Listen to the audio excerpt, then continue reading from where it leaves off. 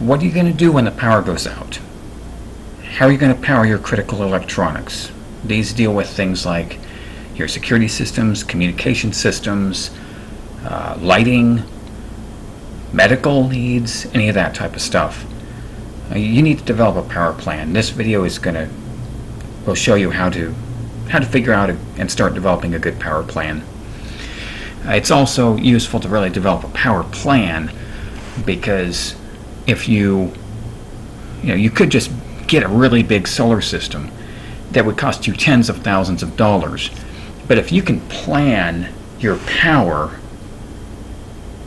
and scale that need down, it means that you can do that on maybe $1,000 or less, your power needs, and then you now have however many thousands of dollars there that you can spend on other things that you want to have in your preparedness expenses, that you can spend that elsewhere.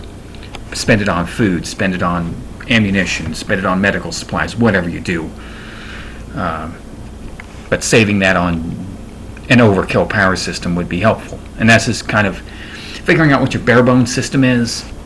That's what this video is about, is figuring out your bare bones system and making it to where you can do it on the cheap. First of all, you want to figure out which devices are critical for your grid down situation. And some devices you're going to be dealing with them running full time. Some devices will be part time. There's various different types of power that they will need. We'll discuss that a little bit further. All of this we're going to discuss a bit further, and determining their power consumption. So main types that you might look into are your 120 volts alternating current at 60 hertz. That's a household wall current for the United States. If you're elsewhere, that could vary, the voltage and the hertz. The hertz is important with alternating current because it alternates at that hertz rate, at that frequency. Once you get into direct current, there's no hertz involved. 12 volts direct current, that's a vehicle power, and 5 volts direct current in the form of USB power. And make sure that you watch your connections on that too, even on the vehicle power and your wall power as well. Make sure you have the right connections to work on your emergency plan. You don't want to have it set up to where you're planning on running this all off of a battery and you have everything you need, except for you don't have a USB-C type connector to run your phone. Maybe your phone was part of your plan and you can't power it. So make sure you have all those connectors and adapters as well. There's also other specialized power, such as batteries, and there are other types of power as well that you might consider. It just depends on what your situation is, but figure out what types you're dealing with. These are some examples, but figure out what types. You're going to want to break down everything you're going to need for an emergency, what you're going to need to operate grid down, and then figure out what types of power. Categorize everything by its type. And then figure out their power consumption. High power and low power over here. High power is usually what it needs on its power supply. That you can look it up on its power supply, and if it tells you how many watts it takes, if it does not tell you how many watts it takes, and you need to know that, you should be able to tell the voltage based on its connector. Is it connecting to a vehicle? Is it connecting to a household? Is it connecting to USB? And then so figure out how many volts that is, and then if it, the number of amps on that. If you need to know how many amps and it tells you the watts and the volts, you take the watts and divide it by the volts. But with the watts, if you need to find out the watts, you multiply the volts and the amps together. And that will tell you your high power. That's the highest power that it should consume. And a good example of this, two good examples of this on high power, one of them would be, say, a big amateur ham radio. If it's transmitting, you've got your big antenna up, you got your 1500 watt transmission capability up, and you're transmitting at full power. That's high power. If you're transmitting, if it's just sitting over there and you're listening and you're not keying up, that's low power.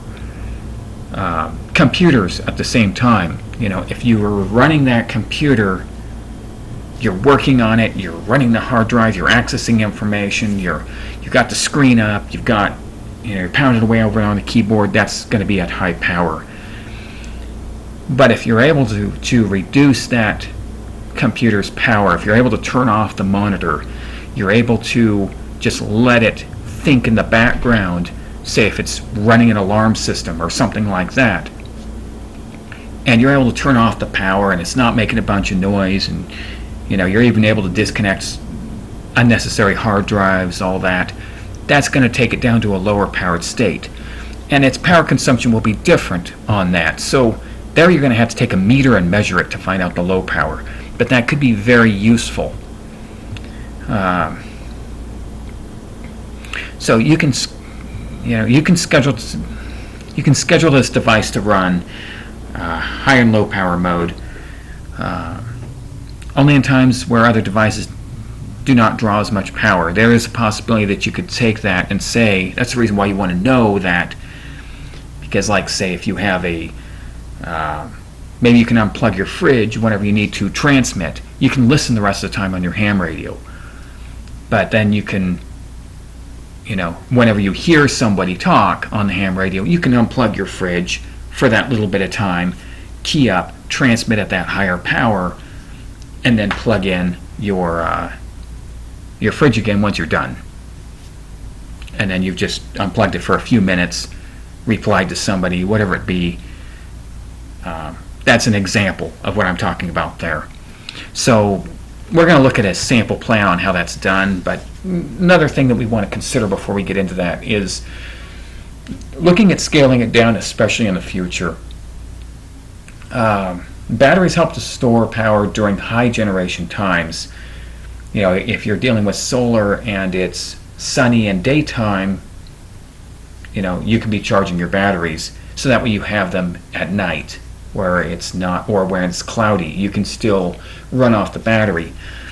And another consideration there too is with the batteries, you don't need to be generating all the power that you need at that very moment. Even though it's sunny and bright, you may have enough on battery power to be able to handle that brief key up on that 1500 watt radio if you need it at that full power. The batteries can support it for a brief period of time, and then you can charge them again later on. But you may need to be ready to work directly around the energy production schedule if your batteries start to go weak or die off. And lead acid batteries, they only last about 2 years or so, and lithium ion batteries last about 10 years or so, which means after that time you don't really going to expect to have them if you are looking at a long-term grid down situation. So you do want to be prepared to work around your energy production schedule, being able to use most of your stuff during the daytime and not overusing what your panels actually produce, which means you want to be prepared to transmit at lower powers by chance with your radio, maybe not going to the 1500 watt. You just don't have the batteries to do it. Your batteries are dead. But being able to handle still keeping food cold, if you're still trying to do that, maybe you've worked your way around that. Maybe that's your consideration. I know that's part of my plan. I don't plan on keeping food cold after I consume everything in my fridge. After that, I either can it or I eat it right away, but I'm not. I don't plan on running the fridge after a brief period of time. So here's kind of a sample of the idea of a schedule on how you could run this on not drawing more than, say, 2,500 watts at any given time. But then again, also you don't need, because of the batteries, you can actually run with a lot less power generating capability. So you could run this on a few solar panels, a lot fewer than what you might run your whole house during regular grid up during. And these are some sample items, but this kind of gives you an idea about what we're talking about here. So, during times where the radio and the computer are idle, the refrigerator is allowed to run. And we know it needs to run the 120 volts AC, and the 800 watts is what it's going to be allowed to run. That's what we know it's going to run at. Now, check your refrigerator. Okay, that was a rough guesstimate. I don't know if any refrigerator runs at 800 watts. That was a rough guesstimate for an example.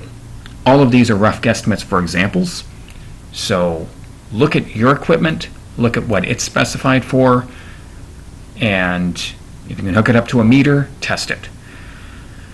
But the radio idle, which the idea is you are at all times idling that, and let's say it only takes 50 watts.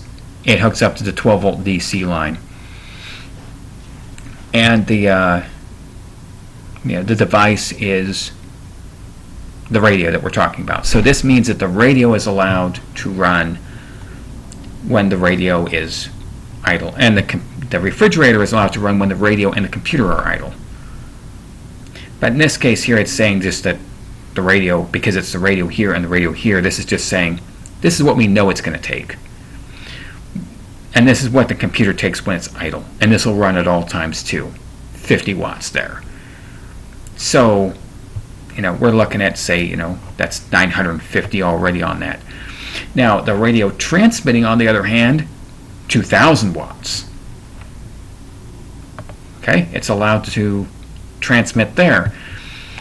But, the computer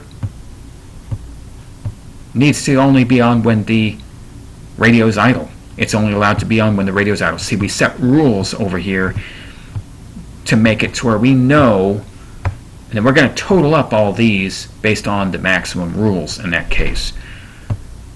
Certain things are going to be constantly on, so even with the radio transmitting,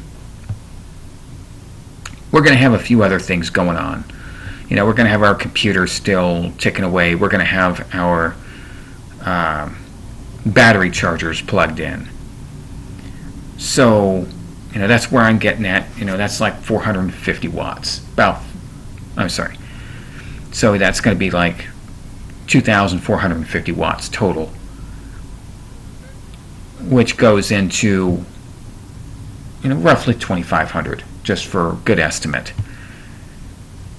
But then once we're not transmitting at full power, then we have all these other things that could be going on too. The refrigerator. But this is where we start, saying this. All the time we're planning on running 200 watts of battery chargers. That's to run your flashlights and stuff like that. And you're going to figure out your devices and kind of figure out a plan on that too, and figure out, can you schedule things to run along with other things, or maybe it's just worth it to you to buy tens of thousands of dollars of solar stuff or other power generation methods. Another consideration on here, I know that a lot of solar systems, they generate at 12 volts. To translate that over to a 5 volt DC is not real difficult. There is a small energy loss on that. But a lot of other things can also generate 5 volt DC. So 5 volt DC is very cheap and abundant, I consider. 12 volt DC is a little bit harder to get, but it's directly on the solar. Now, 120 volt AC, that requires an inverter. So, and I'm going to invert that from the 12 volt DC, the harder to get power, because I have a few ways to generate 5 volt DC. 12 volts a little bit harder to come by. And then 120 volt, I have to take that 12 volt and I've got to invert it. So that's part of the reason why whenever I'm figuring out to buy new gear, it matters to me just how little voltage and how little power it's going to draw to. I want to know, I want to get lower powered stuff. Well, I want to be able to make sure that it does what I need it to do, but I also want to make sure it's lower powered. That way it's easier to charge. That way I don't have to spend tens of thousands of dollars on power generating systems for off-grid. Thank you for watching.